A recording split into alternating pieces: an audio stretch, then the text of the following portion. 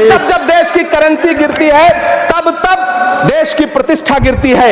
इन दिनों रुपए की अहमियत गिरती है तो न तो देश की प्रतिष्ठा गिरती है, ना प्रधानमंत्री की गरिमा। मेरे कानों में सुषमा स्वराज जी की आवाज गूंज रही है।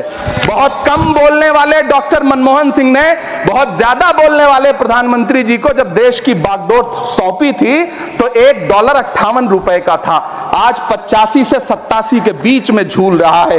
वो अब तिजारती पहलू निकाल लेता है, मैं कुछ कहूं तो तराजू निकाल लेता है। मैं इसलिए भी तेरे फन की कद्र करता हूं तो झूठ बोल के आंसू निकाल लेता है। खुद को धार्मिक कहने वाली सरकार भगवान श्री कृष्ण के प्रिय खाद्य पदार्थों दही और मक्खन तक पर जीएसटी लगाती है और बात करती है मध्यम वर्ग की हिमायती होने की। जिंदा रहते हुए जनता से हर चीज पर टैक्स वसूलने वाली यह सरकार कम से कम मरने पर तो लोगों को बख्श देती, लेकिन नहीं, वहां भी लूटना है। अंतिम संस्कार के सामान अगरबत्ती, धूप बत्ती, केवड़ा जल, चंदन पाउडर, जौ, बताशा, काला तिल, पंचरत्न, कपूर और कफन तक पर टैक्स लेने वाली यह सरकार किस मुंह से खुद को मध्यम वर्ग का हितैषी बताती है? कौन सी संतुष्टि, किसकी संतुष्टि? कदम कदम पर टैक्स देकर लूटने वाली जनता की, या फिर जनता से टैक्स वसूल करके धन्ना सेठों का खजाना भरने वाली सरकार की? किसकी संतुष्टि? सभापति महोदय, 18 अगस्त 2015 आरा का बिहार का ऐतिहासिक मैदान, सजा हुआ मंच, हजारों की भीड़ और सामने खड़े हुए देश के प्रधानमंत्री का भाषण। बिहार के भाइयों बहनों, आज मैं बिहार के लिए पैकेज की घोषणा कर रहा हूं। 50,000 करोड़ कर दूं कि ज्यादा कर दूं? अखिलेश भाई, 60,000 करोड़ कर दूं कि ज्यादा कर दूं? 70,000 करोड़ कर दूं कि ज्यादा कर दूं? 80,000 करोड़ कर दूं कि ज्यादा कर दूं? चलो, मैं बिहार को 1.25 लाख करोड़ का पैकेज दे रहा हूं। 10 साल हो गए सभापति महोदय, वही ढाक के 3 पात। बिहार आज भी विकास की बाट जोह रहा है। भाषण आज भी प्रधानमंत्री जी के यूट्यूब चैनल पर सुना जा सकता है।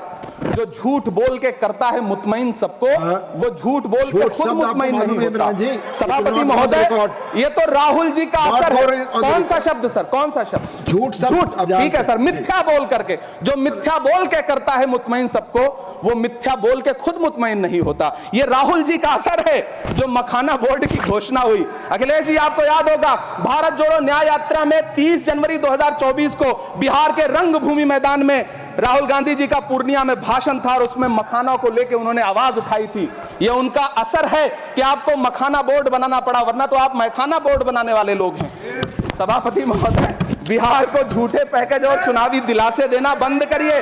आज भी जब कोसी में बाढ़ आती है तो पूरा सीमांचल बर्बाद हो जाता है। मैंने उस तबाही को अपनी आंखों से देखा है। 2016-17 की बाढ़ में अपने इन्हीं हाथों से राहत सामग्री बांटी है मैंने। अगर सच में बिहार के लिए कुछ करना चाहते हैं तो बिहार को बाढ़ से बचाने का प्रबंध करिए। पूर्णिया एयरपोर्ट 10 साल से बाट जो रहा है, घोषणा 2014 में हुई, बन के आज तक तैयार नहीं हुआ। अलीगढ़ मुस्लिम विश्वविद्यालय का किशनगंज सेंटर बजट के अभाव में दम तोड़ता जा रहा है। मैंने पिछले बजट सत्र में भी आवाज उठाई थी। आज फिर वित्त मंत्री जी से अनुरोध करना चाहता हूं, दामन फैला करके, कि अलीगढ़ मुस्लिम विश्वविद्यालय का किशनगंज सेंटर बन जाने दीजिए। आखिर कौन सी नफरत है? यह मुल्क हमारा भी है, इस मुल्क की मिट्टी में हमारा भी खून पसीना शामिल है। हमसे इतनी भी क्या नफरत? रिश्तों की ये नाजुक डोरें तोड़ी थोड़ी जाती हैं, अपनी आंखें दुखती हो तो फोड़ी थोड़ी जाती हैं। सभापति महोदय, अल्पसंख्यक मंत्रालय का बजट काटकर मौलाना आजाद नेशनल फेलोशिप बंद कर देना, प्री मैट्रिक स्कॉलरशिप बंद कर देना, नई मंजिल योजना बंद करना, धरोहर योजना बंद करना। 2024-25 के बजट में माइनॉरिटी मिनिस्ट्री के लिए 3,183 करोड़ रुपए की घोषणा हुई, लेकिन देश को हैरत होगी कि बाद में समीक्षा करके लगभग आधा कर दिया गया, 1,868 करोड़ रुपए। मुझे सरकार से पूछना है कि कौन संतुष्ट हुआ? इस देश का अल्पसंख्यक संतुष्ट हुआ या आप संतुष्ट हुए? किसका संतुष्टिकरण? सभापति महोदय, मैं प्रधानमंत्री जी से कहना चाहता हूं कि आप ही ने 1 मार्च 2018 को किंग अब्दुल्ला को, जॉर्डन के किंग अब्दुल्ला को मेहमान बना करके इसी दिल्ली में एक कॉन्फ्रेंस में कहा था कि मैं मुसलमानों के एक हाथ में कंप्यूटर और दूसरे हाथ में कुरान देना चाहता हूं। कंप्यूटर देने की बात तो छोड़िए, पढ़ाई के लिए जो स्कॉलरशिप मिल रही थी उसको भी छीन लिया आपने। किसको संतुष्ट करने के लिए? हम समझते हैं इस साजिश को। आप माइनॉरिटी मिनिस्ट्री का बजट काटते काटते एक दिन मिनिस्ट्री को ही बंद कर देना चाहते हैं। वो जहर देता तो सबकी नजर में आ जाता, सो ये किया कि हमें वक्त पर दवाएं न दी। सभापति महोदय, मैं तो वित्त मंत्री जी से पूछना चाहता हूं आपके माध्यम से कि शायद आपको पता ही नहीं है कि गृहस्थी चलाने वाली एक गृहिणी की मुश्किलें क्या क्या होती हैं। आपने कभी सोचा भी नहीं होगा कि जब वो किचन में सब्जी बनाने के लिए कढ़ाई में तेल डालती है तो उसके साथ उसके आंसू भी गिरते हैं। सभापति महोदय, शायद उन्हें पता भी ना हो कि एक छोटी सी गाड़ी और एक छोटे से फ्लैट का ईएमआई भरने के बाद इस देश का एक गरीब इंसान जब अपने बच्चों की फीस भरने के बारे में सोचता है तो उसे कितनी खुशियों का गला घोंटना पड़ता है। शायद उनको पता भी नहीं है कि फसल बेच करके बिटिया की शादी का सपना सजाने वाला किसान जब अपनी फसल बर्बाद देखता है तो कितनी रातें सो भी नहीं पाता है। सभापति महोदय, शायद वो कभी इस पीड़ा को समझ ही नहीं पाएंगी कि परिवार के किसी एक सदस्य को कैंसर जैसी बीमारी हो जाए तो घर और जमीनें गिरवी रख उठती हैं लेकिन इलाज नहीं हो पाता। सभापति महोदय, इसी देश की संसद में कभी स्वर्गीय सुषमा स्वराज जी ने कहा था कि जब देश की करेंसी गिरती है तब देश की प्रतिष्ठा गिरती है।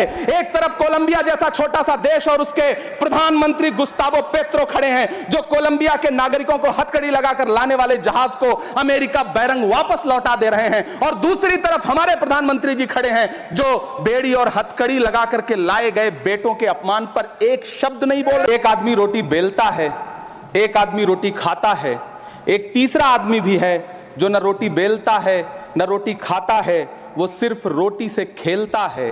वो तीसरा आदमी कौन है? मेरे देश की संसद मौन है। सभापति महोदय, वो भी क्या दिन थे जब संसद में देश का बजट पेश होता था तो देश की सड़कें ठहर जाया करती थीं। रेल बजट पेश होता था तो लोगों की उम्मीदें रेल के डिब्बों की तरह पटरियों पर दौड़ने लगती थीं।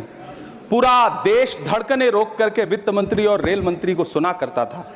अफसोस, अब बजट पेश हो जाता है, मीडिया चैनल सरकार का महिमा मंडन करते हैं और बेचारी जनता बजट के आंकड़ों के शब्द जाल में उलझी हुई महीनों बाद समझ पाती है कि उसका तो फिर से कट गया।